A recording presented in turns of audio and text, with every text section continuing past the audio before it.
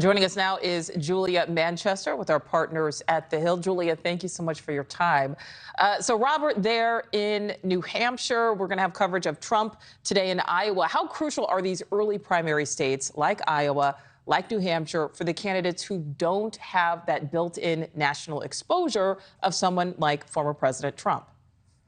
Yeah, Nichole, they are crucial because it allows them one-on-one time with a lot of these voters in these early states. You know, retail politicking is very important in Iowa and in New Hampshire, even in South Carolina. And, you know, it's sort of a trickle-up approach. A lot of these candidates believe they can create this retail politicking, a one-on-one relationship with a lot of these voters, and that will give them momentum. And if they perform well in Iowa or New Hampshire, they will, do much better going into South Carolina or Super Tuesday states. So a lot of it is about momentum. That being said, though, you know, I think there's a bit of a competition, obviously, between Iowa and New Hampshire as to who is the first in the nation. New Hampshire, a primary, Iowa, a caucus. But, you know, we see DeSantis campaigning hard in Iowa earlier this week. He's now in New Hampshire, whereas Donald Trump has also been in Iowa, and he's there now. But we know that Donald Trump lost Iowa in 2016, won New Hampshire, and then went on to win the Republican primary for president. So I think there's questions as to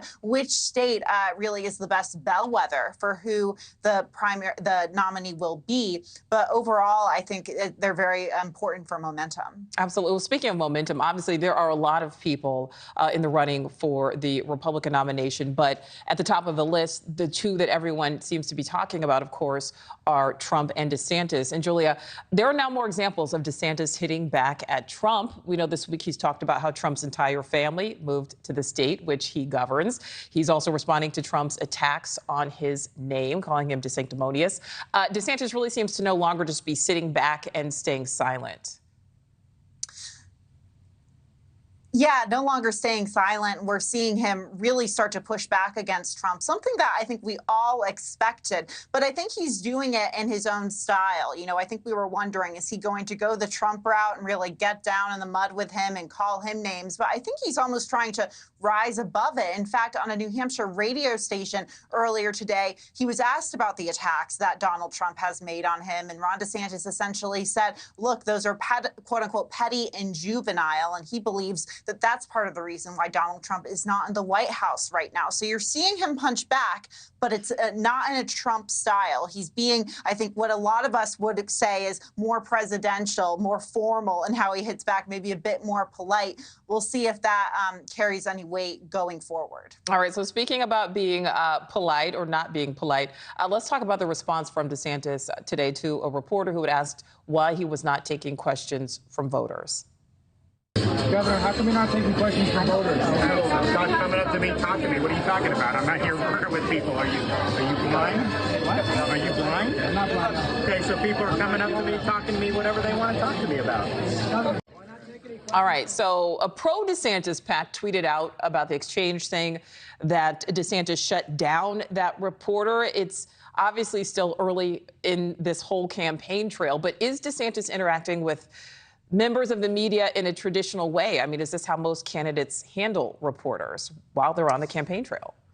Yeah, look, I think you're seeing DeSantis, especially in that response, being a bit more blunt, to say the least, with reporters, more targeted. And I think Team DeSantis and those around him, and I think probably President Trump's campaign and President Trump himself has a similar attitude about this. You know, they believe that this blunt nature of dealing with the mainstream media is needed. They think it plays well with their base, who are already skeptical of the mainstream media, who think the mainstream media are elite and out of touch. So it didn't surprise me when I saw Ron DeSantis, that pro-Ron DeSantis super PAC, tweet that out, and a lot of other, DeSantis allies really touting it. At the same time, though, critics are latching on to this, saying, look, part of the problem with this is it illustrates that, he doesn't have the best social skills with dealing with the media. It's coming off as too aggressive, too blunt. So, we'll see which way it plays.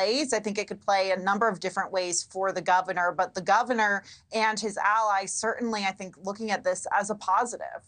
Yeah, and Julie, while we have you here, let's talk about this alleged audio recording of former President Trump reportedly discussing classified documents or a classified document.